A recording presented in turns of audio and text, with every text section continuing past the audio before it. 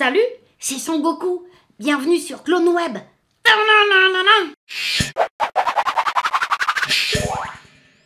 Quel était ton rapport à l'animation quand tu étais enfant, ado? C'est incroyable parce qu'en fait, je n'avais aucun lien avec l'animation. C'est-à-dire que moi, je suis d'une génération où il n'y avait pas la télé. Il n'y avait pas la télé dans tous les foyers et mes parents étaient vraiment très très pauvres. Donc la télé, c'était pas possible. En revanche, à chaque Noël, ma mère louait une télé. On pouvait louer les fameuses télés Locatel où on mettait un franc pour un quart d'heure, je crois. C'était un quart d'heure de... Et du coup, tous les enfants du bâtiment venaient avec leurs sous pour pouvoir avoir un film complet. Parce que nous, on n'avait qu'un quart d'heure. Hein. Ah, c'est génial. Ouais, c'était sympa. C'est la télé commune, quoi, communautaire. Et du coup, c'est comme ça que j'ai rencontré les premiers Disney. Et ceux qui m'ont le plus frappé, surtout, c'était à Noël. Hein. À Noël, il y avait les programmes Disney. Ça, c'était chouette. Et puis, il y avait des dessins animés tchécoslovaques. Je ne sais pas si tu te souviens. Tchécoslovaque et russe. Et c'était plein d'imaginaire. Par exemple, il y avait... par exemple, ça parlait de la guerre. Mais la guerre, elle était faite par des allumettes qui marchaient en rang comme ça, bien serrées, les allumettes et tout ça. Et il y avait vraiment plein d'imagination. C'était court. Alors que Disney, c'était long. C'était des longs métrages. Ça me plaisait beaucoup, beaucoup. Voilà, c'est tout. C'est le seul attachement que j'ai. C'était le dessin animé russe et tchécoslovaque. Du coup, ma question habituelle de demander aux gens quel est leur dessin animé préféré du samedi matin, comme moi, Dragon Ball ou ce genre de choses. Moi, je n'en ai pas eu. En fait, ouais, j'en ai pas eu. C'est amusant de voir que finalement, c'est pas ton cas, alors que tout le monde a été marqué par ta voix et ton travail. C'est assez dingue. Et ce qui est marrant, c'est que quand je suis arrivée dans mon métier, il y avait encore que 3 chaînes en France et ça commençait à s'ouvrir. Et la 5 est arrivée et il a fallu fournir. Et c'est là où il y a eu l'arrivée des dessins animés. Et comme moi j'étais jeune, les comédiens anciens, les doubleurs anciens, les professionnels anciens étaient complètement submergés par ce dessin animé qui arrivait, qu'ils ne connaissaient pas, qu'ils ne comprenaient pas. Ils m'ont dit, toi t'es jeune, vas-y on te donne ça et c'est toi qui va nous emmener. Et moi j'avais plein de doutes, je disais mais déjà je sais pas diriger, enfin j'ai jamais dirigé, je suis trop jeune, je commence à peine ce métier, etc. Et ils m'ont fait une confiance aveugle en fait. Et j'étais propulsée en fait avec les J'aime la gym, Vas-y Julie, il y avait plein de choses comme ça que j'ai dirigées avec plaisir d'ailleurs. Ouais. Et est-ce que tu te rappelles des débuts de Dragon Ball? Oui, je me souviens. Le recrutement, la première séance, tout ça a démarré? Moi, je me souviens que j'avais fait des essais.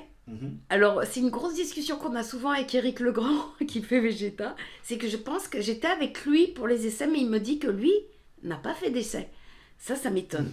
Et il me semble qu'il n'a pas fait d'essais pour Vegeta, parce que Vegeta n'existait pas, mais il me semblait qu'il avait fait des essais pour Yamcha. En tout cas, moi j'ai fait des essais pour Son Goku, et je ne sais pas avec qui j'étais, mais à l'époque, on ne faisait pas des essais avec 40 personnes non plus.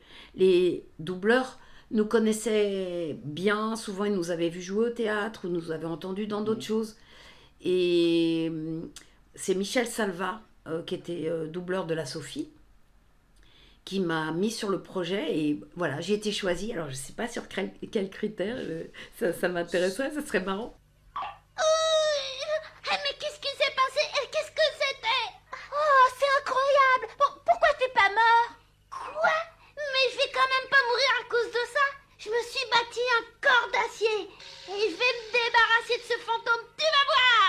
Un fantôme? Et attention, et je suis pas un fantôme, je suis un être humain, ça se voit, non? Quand vous avez tous commencé à travailler sur la série et au début du doublage, est-ce que vous vous rendiez compte qu'il y avait, que vous teniez un truc, qu'il y avait quelque chose de particulier? Pas du tout. Et que ça allait... Ah non, pas du tout. On pensait, on pensait même pas. On a fait ça comme un dessin animé ordinaire, comme tous les dessins animés qu'on faisait. En plus, à l'époque, je te dis, il arrivait plein de dessins animés. Alors celui-là, il était étrange parce que Ben justement, t'as un petit héros qui est tout nu, les cheveux, ils sont pas... Tu sais, on avait l'habitude du Disney tout rond, tout mignon, et là, du coup, on avait des choses pointues, les décors étaient pas les mêmes, la musique était pas la même. Mais en fait, on comprenait pas très bien sur quoi on était. On n'avait pas cette référence du tout. Le Japon, on n'en avait jamais entendu parler avant. L'art japonais, le kabuki, le no et tout ça, impossible pour nous. Et puis voilà, puis on a grandi aussi avec bébé, c'est-à-dire comme vous, on a découvert Dragon Ball en même temps que vous. C'est ça qui est dingue. Et du coup, on a fait des erreurs certainement, qu'on nous reproche parfois, mais tu sais, on a dit un nom au lieu d'un autre et tout ça, mais effectivement, on ne parlait pas japonais. Puis, je sais pas, c'est un doute que j'ai toujours, je ne sais pas si à l'époque on avait tout le temps la version japonaise ou si on avait la version qui était passée par l'Italie avant, parce que souvent ça passait par l'Italie. Et du coup, ça créait sans doute peut-être des faux amis dans la traduction, Ah ben, des choses un peu bizarres. Parce que les Italiens ne parlaient pas japonais, donc on leur avait fait une traduction anglaise qui était moyenne, et puis du coup, sur cette version anglaise moyenne, ils ont fait une version italienne moyenne, et nous, après, on a fait une version française moyenne aussi, enfin, avec nos moyens surtout. Et après, la série évolue, elle devient Dragon Ball Z, et tu changes de personnage. Quel regard tu portes sur l'œuvre en général de la série dans sa globalité? Est-ce que c'est quelque chose que tu appréciais, ou est-ce que finalement, au départ, c'était plus un travail? Alors au début, c'était un travail comme un autre, mais vu mon tempérament, vous connaissez mon tempérament, je fais ce métier avec beaucoup d'amusement et beaucoup d'amour depuis toujours, quoi. Voilà. Donc j'aime bien rencontrer des univers que je connais pas, et là, c'en était un, vraiment pour le coup, on savait pas du tout, quoi. Et oui, ce dessin animé, j'ai appris à l'apprécier au fur et à mesure. Aujourd'hui, j'y suis très attachée. Et il a créé des liens incroyables. J'ai pu voyager dans le monde entier grâce à cette œuvre. Ça m'a apporté beaucoup de bonheur, vraiment, beaucoup de rencontres extraordinaires, beaucoup de possibilités aussi. Aujourd'hui, quand je demande à faire quelque chose ou à développer quelque chose, on m'écoute plus facilement parce qu'il y a ce background que quelqu'un lambda, quoi, je pense. Et j'ai lu en préparant que tu es allé au Japon, que la Toei t'a invité au Japon grâce à ton travail. Je trouve ça assez hallucinant. C'est dingue, hein. Parce que souvent, les doubleurs étrangers, c'est même pas des informations qui remontent aux oreilles des producteurs. Qu'est-ce qui s'est passé?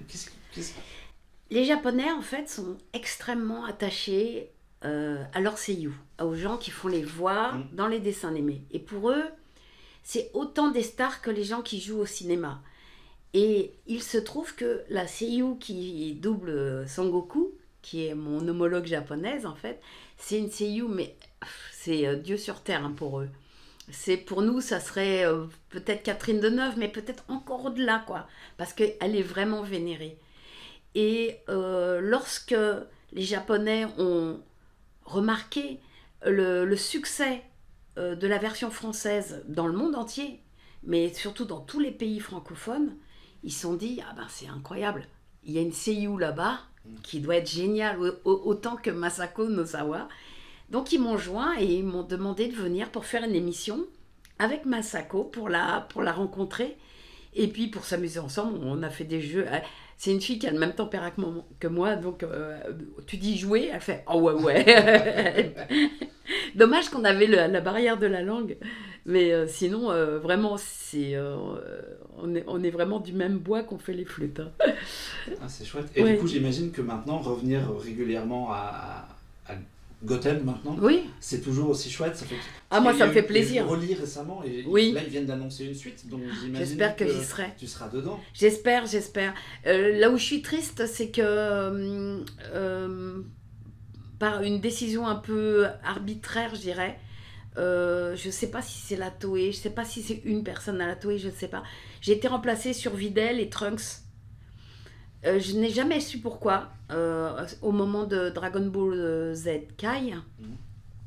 Et du coup, ça m'enlève beaucoup de personnages, ce qui fait que dans les derniers Dragon Ball Super, par exemple, Ne faisant plus Videl, ne faisant plus Trunks, j'ai plus grand chose quoi. Il y a Goten qui apparaît de temps en temps. Je fais Zeno maintenant, en plus. Voilà, donc c'est idiot, on m'enlève des personnages cultes pour m'en rajouter d'autres. Mais je suis contente d'ailleurs de faire Zeno, je le trouve très marrant, il est à mon image.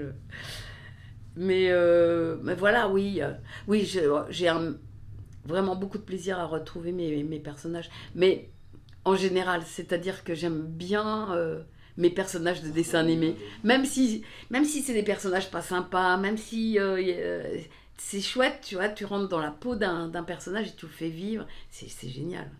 Et du coup, quels sont les autres personnages, à part Dragon Ball, qui t'ont marqué? Quels autres dessins animés tu as aimé doubler? En dessin animé, j'ai adoré Bully, par exemple. Ouais. Ça a dû être un de mes premiers dessins animés, en fait. Petit bonhomme de neige qui ne fond pas parce qu'il a eu un petit rayon de lune sur lui. Et ce que j'aimais beaucoup dans ce personnage, c'est qu'il était héros malgré lui. Un petit peu à la Gohan, d'ailleurs. C'est-à-dire que il faisait une course et puis en fait il était assez maladroit, etc. Et du coup, il arrivait en premier, mais il s'était pas rendu compte et tout le monde disait ouais bravo Bully et tout ça. Il disait, ah ouais c'est moi. Et Gohan a quelque chose de Bully comme ça, c'est que lui il sait qu'il est le plus fort, que tout le monde compte sur lui, mais lui, il n'a pas envie d'aller se bagarrer, c'est un intellectuel, c'est marrant, c'est marrant. D'accord. J'ai vu que tu avais fait un peu de direction artistique aussi en doublage, et a priori, d'après ce que j'ai trouvé, pas tant que ça. Pourquoi pas plus que ça? On te sollicite pas là-dessus ou c'est pas forcément la chose que en fait, j'en fais beaucoup, j'en fais depuis les années 80. Parce que j'ai trouvé assez peu de crédit, moi. J'ai trouvé Ma maman est en Amérique, la série Théo, la batte de la victoire. Ouais, c'est ça. Dans les choses récentes? Alors, dans les choses récentes, oui, je fais... je dirige... Enfin, t'as raison, il y a eu un gros creux. Mais il y a eu un gros creux parce qu'en fait, il y a eu tout un temps... Oui, il y a eu les années... moi, je dirais, ouais, 2000 à 2010-15... où j'ai été un peu bannie de la télévision française. C'est-à-dire que j'avais la mauvaise image. C'est-à-dire que c'était une comédienne qui avait fait des japonaiseries pendant 15 ans, qui avait bercé les enfants, que les enfants aimaient quelque chose qui n'était pas bien. Toi, la japonisation, c'était très très mal vu par les parents, par les diffuseurs, etc. Jusqu'à l'arrivée d'Internet. Et l'arrivée d'Internet a tout changé. Parce que du coup, mes fans, les gens qui ont grandi avec moi, sont arrivés vers nous et nous ont fait exploser YouTube pour dire on vous adore, c'est ce qu'on veut, on aime la japonisation, on aime ce que vous avez fait, etc. Et du coup, ça a redoré notre blason, enfin le mien en tout cas. Et du coup, les chaînes se sont permis de me faire réapparaître. Mais avant, j'étais bannie pendant des années. J'ai pas pu travailler même sur un petit rôle. C'est-à-dire que quand je faisais des essais, même si j'étais choisie, dès qu'on voyait mon nom écrit, on disait « Ah non ». Non, parce que c'était comme si on mettait un truc sale au générique, quoi. Ouais, c'était horrible et j'en ai beaucoup souffert parce que je trouvais que c'était pas juste. J'avais donné tout ce que j'avais. J'étais une artiste et je trouvais ça triste, cette vision du monde tellement rétrécie. Et puis, les choses ont changé grâce à YouTube parce que les gens se sont exprimés. Voilà, j'ai fait une chaîne YouTube, elle a explosé tous les compteurs. Voilà, c'est ça la réalité. Et puis maintenant, Toriyama, il est reçu à Angoulême. Ça me fait plaisir parce que pendant des années ça aurait été impossible impossible.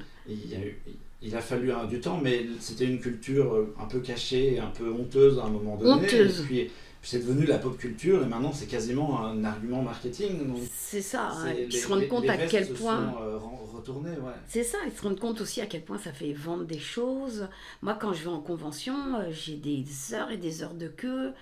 Les magasins ils sont contents parce que les figurines elles sont vendues à foison pour que je puisse les signer ou les DVD et ça c'est une réalité économique Voilà, donc du coup, tu représentes quelque chose. Et du coup, je suis réapparue.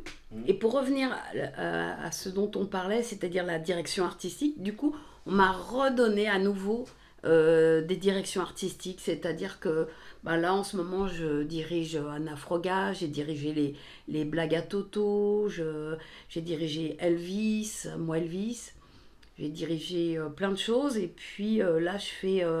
Bionic Max, pour mon plus grand plaisir, avec la Gaumont et Thomas Digard. Voilà, c'est super. Voilà.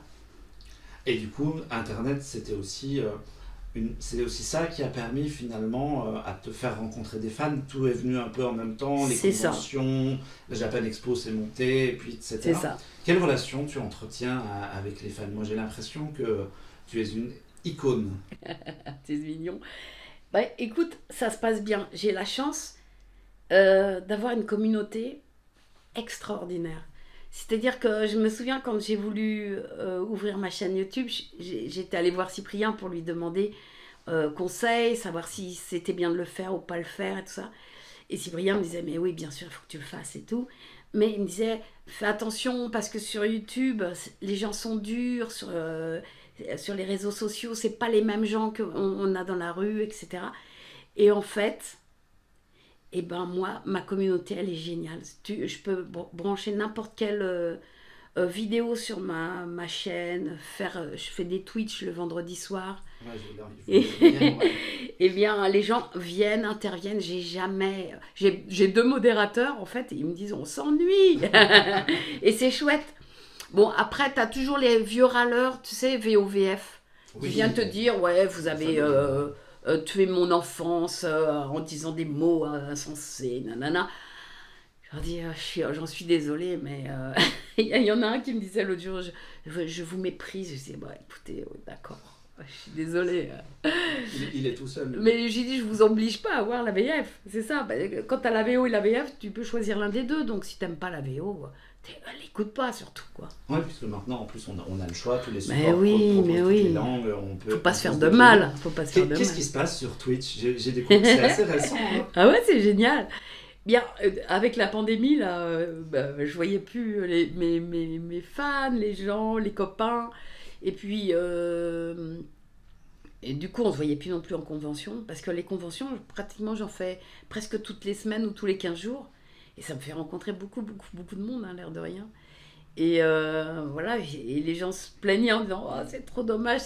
Et du coup, mon fils m'a proposé d'ouvrir une chaîne Twitch et de s'en occuper. Et il s'en occupe très bien, d'ailleurs. Et on a ouvert ça, et c'est de la folie, quoi. Parce que je pensais... toi, sur Twitch, tu as 1, 2, 3, 10 personnes qui te regardent. Et très vite, on a eu des milliers, quoi. C'est fou. Ce qui fait que, tu vois, j'ai fait une superbe émission. Je suis contente parce qu'il y a des soirs où on joue. Toi, ce soir, là, j'ai pas eu le temps de préparer tout ça. J'ai eu une grosse semaine. On va jouer, on va faire des jeux avec les fans et tout. Mais il y a des semaines où j'organise justement des rencontres avec les gens que j'aime bien ou que j'estime. Notamment, j'ai fait un truc sur... une émission sur l'adaptation. J'ai pris 2 adaptateurs, un adaptateur de quand j'ai commencé qui est Pierre Balmy et une d'aujourd'hui qui est Alexia Donda et tous les 2 ont parlé de l'adaptation et tu te dis ça va intéresser 3 personnes et demie. Eh ben non, ce soir-là on était 80 000. C'est quand même dingue, non? Ouais, et ça c'est génial. Après j'ai fait un truc sur les radios libres pour comparer les radios libres avec le web d'aujourd'hui, avec Zerator et 2 créateurs de jeux vidéo. On a fait une émission sur le jeu indépendant. Toi, des choses comme ça qui fait que voilà, les gens peuvent venir parler, discuter, rencontrer aussi le derrière de mon métier, parce que nous, on nous connaît, nous, on est comédiens, on est en avant, et encore on me connaît. Mais on ne connaît pas les gens qui sont derrière, les adaptateurs, les détecteurs, il y a 1000 métiers. Ouais, quoi. Les techniciens, les preneurs de son, c'est un métier dingue. avec beaucoup de petits chaînons, quoi. Ta voix qui me perturbe depuis tout à l'heure, parce que j'ai vraiment... Désolée. Non, c'est pas, au contraire, c'est très plaisant, mais ta voix au naturel, tu peux la moduler, oui. mais au naturel, c'est quasiment la voix de Goku. Ouais, c'est vrai. Pratiquement la voix de Goku, et donc c'est hyper troublant. J'ai l'impression que ça a été un avantage et un inconvénient, parce que du coup, tu t'es un peu retrouvé coincé dans des rôles d'enfant. Ça t'a pas manqué, ça, de pouvoir aller vers des choses un peu différentes? Oui et non, c'est-à-dire que j'étais tellement gâtée en voix d'enfant. J'ai fait des beaux personnages quand même, aussi bien en live qu'en dessin animé.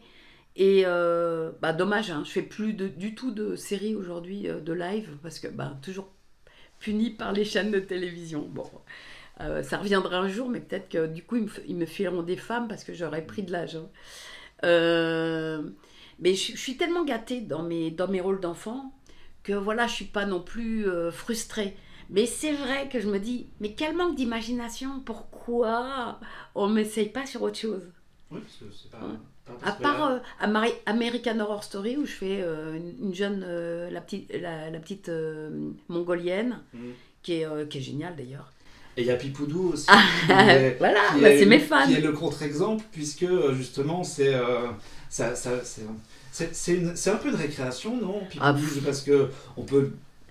Enfin, moi j'ai pas tout vu, mais les épisodes que j'ai vus, c'est quand même un petit peu osé, quoi. Donc, ouais, complètement. Ça fait dire des choses que tu n'avais pas l'habitude de prononcer. Bien sûr. Ah, mais c'est une joie absolue, c'est un défouloir, je dirais. C'est le défouloir de je sais pas combien d'années d'enregistrement de petit enfant très mignon. Et là, le petit enfant, il est très mignon, je veux dire, mais il est un peu particulier. Il a surtout des drôles de copains. Mais ouais, c'est une série qu'il faut regarder. Mais il faut regarder jusqu'au bout parce que le dernier épisode est particulier. Je m'appelle Pipoudou, j'aime bien chanter quand il fait beau. Ensemble on fait les fous, on dit bonjour aux animaux. C'est quoi ton dessin animé préféré? Ou film, ou série, ou tout confondu? Et du coup, ça peut être... Si Dragon Ball c'est une réponse, Alors moi j'ai une grande admiration pour Le Roi et l'Oiseau. Mon fils, quand il était petit, le mettait en boucle. Et je dois dire que c'est tellement beau, c'est tellement poétique, c'est tellement bien écrit, c'est tellement bien joué aussi, les comédiens, ils étaient chouettes. Après, je serais injuste de dire que mon dessin animé préféré, c'est pas Dragon Ball. Et oui, hein, ils m'ont porté, mais tellement ces deux-là que voilà, si je suis là aujourd'hui, c'est c'est Dragon Ball. Et c'est incroyable parce que j'ai les dessins animés les plus longs de l'histoire du cinéma. Je pense que les héros, c'est moi.